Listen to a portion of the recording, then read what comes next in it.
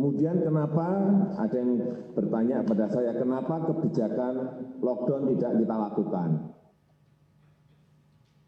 Perlu saya sampaikan bahwa setiap negara memiliki karakter yang berbeda-beda, memiliki budaya yang berbeda-beda, memiliki kedisiplinan yang berbeda-beda.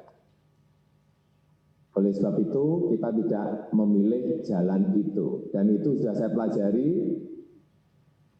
Saya memiliki analisa-analisa seperti ini dari semua negara, ada semuanya.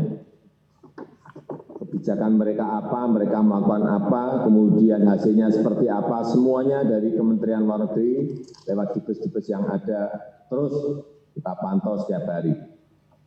Sehingga di negara kita memang yang paling pas adalah physical distancing.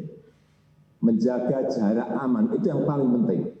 Kalau itu bisa kita lakukan, saya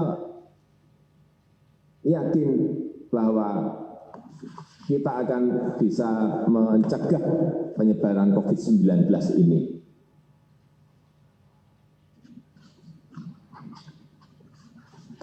Tetapi membutuhkan sebuah kedisiplinan yang kuat. Membutuhkan ketegasan yang kuat, jangan sampai yang sudah diisolasi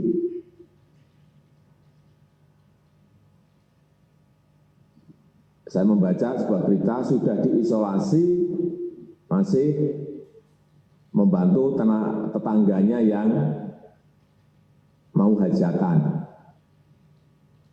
Ada yang sudah diisolasi masih beli handphone dan belanja di pasar.